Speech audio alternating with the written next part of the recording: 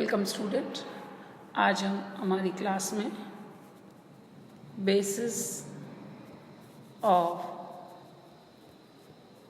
Social stratification के बारे में बात कर रहे हैं। सामाजिक स्तरीकरण के बारे में बात करते हैं। सामाजिक स्तरीकरण के क्या आधार रहे। मैंने पूर्व में अपनी क्लास में आपको सामाजिक स्तरीकरण क्या है ना, लेयर्स, मैं इसका डेफिनेशन, इसका मीनिंग समझाने के बाद समझाऊंगी। और मीनिंग समझाने के लिए मुझे आपको आधार पहले समझाना पड़ता है कि कौन कौन से आधार रहते हैं कि जिसकी वजह से समाज में हॉरिजॉन्टल या वर्टिकल डिवीजन होता है। समाज अलग अलग खंडों में जो है वह विभाजित होता है। वे कौन कौन से आधार होते हैं और इन आधारों के बारे में बायोलॉजिकल में एज, रेस, सेक्स और सोशो कल्चरल में ethnic and non ethnic basis, इसके बारे में मैं आपको ऑलरेडी बता चुकी हूँ। आज हम बात करते हैं इकोनॉमिक या आर्थिक आधार। देखिए, इकोनॉमिक या आर्थिक का मतलब ऑब्वियस है, हम बात कर रहे हैं पैसे की। जो आज का समाज है, आज का कैपिटलिस्ट सोसाइटी है ना, समाजवादी या हम साम्यवादी समाज की बात करें तो इसमें जो पैसा या रिसोर्सेज जो होते हैं समाज के, वो सभी लोगों के पास होते हैं। बट जब हम पूंजीवादी समाज की बात करते हैं तो यहाँ पर जो संपत्ति होती है वह पूंजीपतियों के हाथ में होती है। मीन्स जो वेल्थ है it is concentrated in few hands, है ना, कुछ लोगों के हाथ में होती है। और वो जो लोग हैं वह, उनकी श्रेणी जो है या उनका स्ट्रेटिफिकेशन है, जैसे मैं अगर आपको एग्जांपल दे के पहले भी डायग्राम से समझाया तो यहाँ है बहुत पैसे वाले, फिर उनसे कम, फिर उनसे कम, फिर उनसे कम या गरीब। बट ऐसे नहीं हो सकता है। ऐसे होगा तो सब बराबर की श्रेणी में आएंगे, है ना। तो इनका जो है ना ऐसे क्रम से होता है, ना कि इस टाइप के क्रम से। वर्टिकल नहीं होता है, सॉरी, वर्टिकल ना होके हॉरिजॉन्टल तरीके का होता है। आधुनिक पूंजीवादी समाज में संपत्ति अत्यधिक महत्वपूर्ण होती है। कार्ल मार्क्स ने कहा है कि पूंजीवादी समाज के सदस्य दो वर्गों में, अगर हम यहाँ पे, वैसे तो देखिए यहाँ पर अगर हम बात करें तो यहाँ सबसे बड़ा पूंजीवादी जो है वर्ग आता है, फिर मिडिल क्लास, अगर वर्ग में देखें वर्ग, है ना। बट मार्क्स जो है, कार्ल मार्क्स कहते हैं कि सिर्फ समाज जो है वह दो वर्गों में ही विभाजित है। एक वर्ग जिसको हम पूंजीपति कहते हैं, और दूसरा वर्ग जिनके पास पैसा नहीं है या अपूंजीपति या सर्वहरा वर्ग। इन्होंने इस वर्ग को सर्वहरा वर्ग इसलिए कहा है क्योंकि ये जो वर्ग होता है पूंजीपति, ये बहुत कम होते हैं, बहुत कम। और बाकी जो मेजॉरिटी होती है वो अपूंजीपति होते हैं। और ये कम लोग बहुत लोग पर अधिकार या शासन करते हैं। ये अल्पसंख्यक होते हैं, ये बहुसंख्यक होते हैं। उसका उत्पादन साधनों पर अधिकार होता है, और जबकि अपूंजीपति वर्ग बहुसंख्यक होते हैं और वह पूंजीपति वर्ग द्वारा स्थापित उद्योगों में उत्पादन के कार्य में सक्रिय रूप से भाग लेते हैं।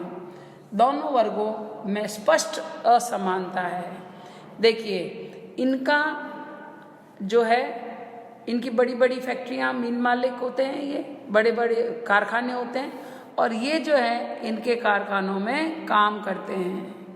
ये बहुत ज़्यादा संख्या में, ये देखिए आप, और ये बहुत कम संख्या में है।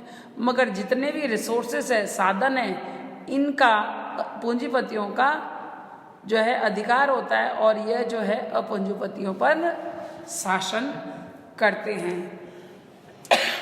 इसके बाद आता है वेल्थ के बाद व्यवसाय।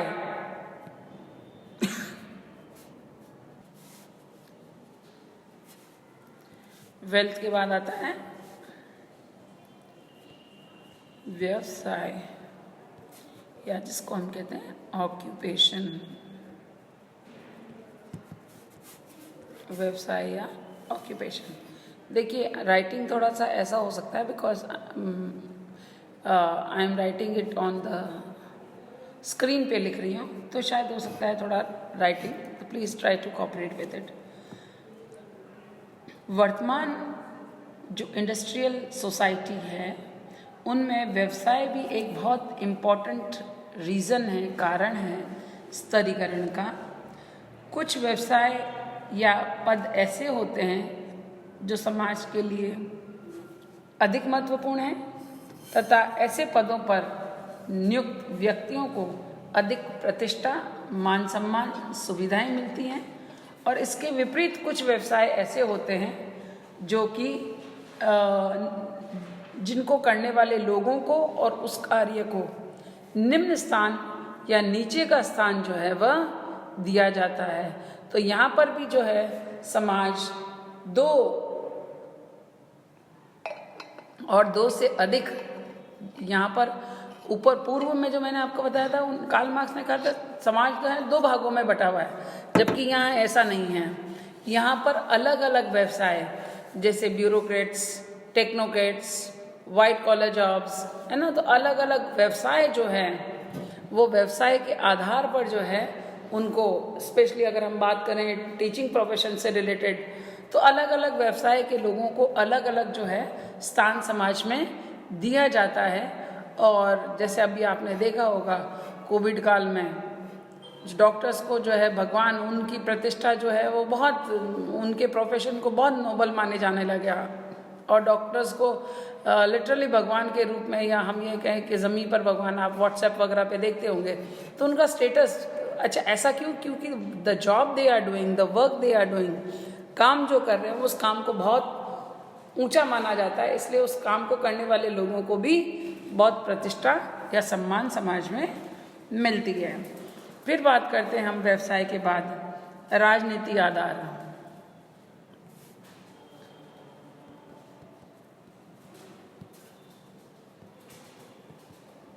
जिसको हम पॉलिटिकल बेसिस कहते हैं।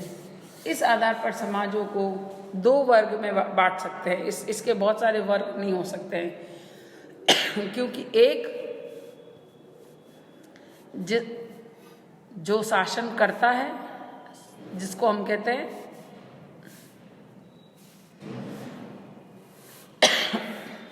शासक, और दूसरा शासित, जिन पर शासन हो रहा होता है। तो इसमें जो है दो ही प्रकार के वर्ग जो है वह पाए जाते हैं, ठीक है,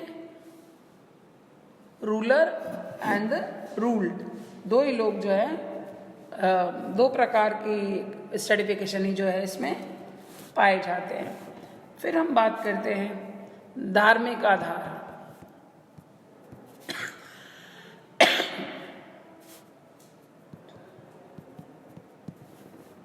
रिलीजियस बेस। धार्मिक आधार पर समाज में ऊंच नीच पाई जाती है। धार्मिक कार्यों को संपन्न करने वाले व्यक्तियों एवं धार्मिक नेताओं की परिस्थिति अन्य की अपेक्षा ऊपर होती है। जो भी क्लर्जीमैन होते हैं, या हम ये कहें जो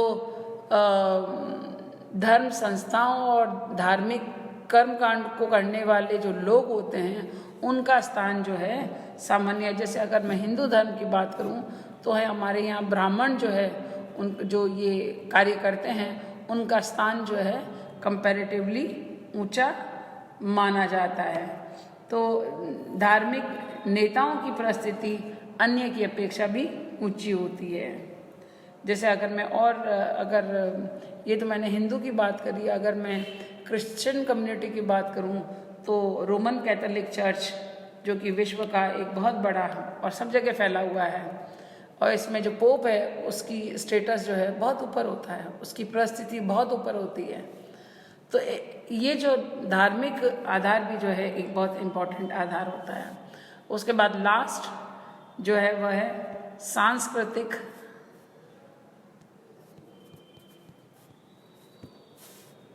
आधार। इसका सबसे इम्पोर्टेंट एग्जाम्पल अगर देखें तो हम भाषा, बौद्धिक कुशलता, कलात्मकता आदि इस आधार पर समाज का जो स्तरीकरण होता है उसको कल्चरल बेसिस या सांस्कृतिक आधार जो है कहते हैं, और इसके आधार पर भी समाज का स्तरीकरण या समाज अलग अलग खंडों में विभाजित होता है। तो जो अभी मैंने आपको लास्ट के और इस लेक्चर में जो मैंने आपको बताया कि ये दीज आर द रीजंस, इन कारणों की वजह से समाज चाहे तो हॉरिजॉन्टल हो और चाहे वर्टिकल हो भागों में बटा रहता है।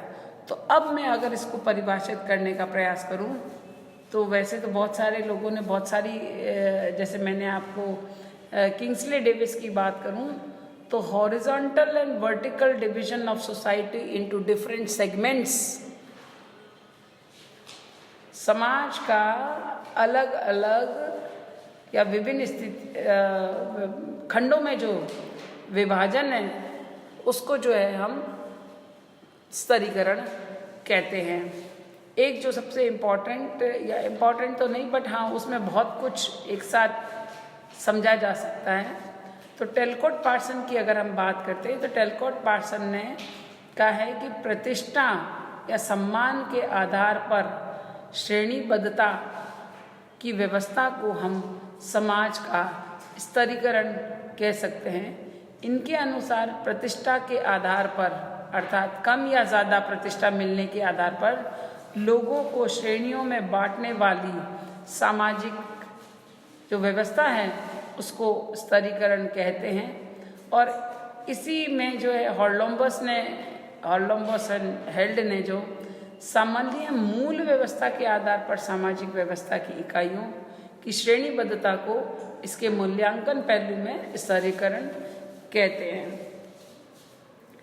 देखिए वैसे तो बहुत सारी परिभाषाएं अलग अलग स्कॉलर्स की जो दी गई हैं, बट एक थोड़ा सा मीनिंग पॉइंट ऑफ व्यू में जिसमें इसमें मीनिंग भी शामिल हो सके उसके आधार पर थोड़ा सा मैं आपको ये बताऊं। गिस्बर्ट जो है उन्होंने जो कहा है कि सामाजिक स्तरीकरण समाज को कुछ ऐसी स्थायी श्रेणियां या समूह में बांटने की व्यवस्था है। क्या कर रहा है ये समूह को? स्थायी समूह या श्रेणियां, जो मैं आपको बार बार कह रही हूँ, अलग अलग खंडों में या श्रेणियों में विभाजन को बांटने की व्यवस्था है जो, और इन श्रेणियों की वजह से कोई ऊपर है तो कोई निम्न है या नीचे है। आपस में दोनों में संबंध है, ऐसा नहीं है दोनों में रिलेशन नहीं है, कोई संबंध नहीं है, बट संबंध ऊंचे और नीचे का है, परस्पर है ना। और इन संबंध की वजह से ही ये या हम ये कहें ये जो श्रेणियां हैं जो कुछ ऊपर है और कोई नीचे है, और इनमें आपस में संबंध जो है वह ऊंचे नीचे के पाए जाते हैं। तो अगर हम बात करें meaning and definition of stratification की, तो स्ट्रेटिफिकेशन सामाजिक स्तरीकरण समाज के विभिन्न स्तरों को या हम ये कहें समाज को अलग अलग स्तरों में विभाजन करने की एक व्यवस्था है। और इसमें स्तर जो है ऊंचे व नीचे भी पाए जाते हैं। इसके अंतर्गत कुछ विशेष स्थिति वाले व्यक्ति या समूह को अधिक अधिकार और प्रतिष्ठा या जीवन अवसर उपलब्ध होते हैं, जबकि निम्न स्थिति वाले व्यक्तियों को या समूह को कम मात्रा में उपलब्ध होते हैं। इस प्रकार समाज के विभिन्न समूहों में पाई जाने वाली आर्थिक, राजनीतिक, सामाजिक असमानता को ही हम, देखिए यहाँ समानता की बात नहीं हो रही है, असमानता को ही हम स्तरीकरण कहते हैं। It is the differentiation between the different group of the society.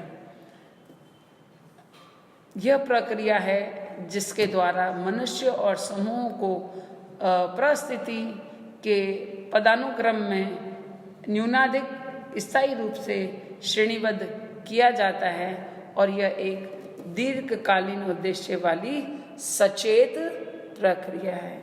कल हम इसकी विशेषताओं के बारे में बात करेंगे। Thank you.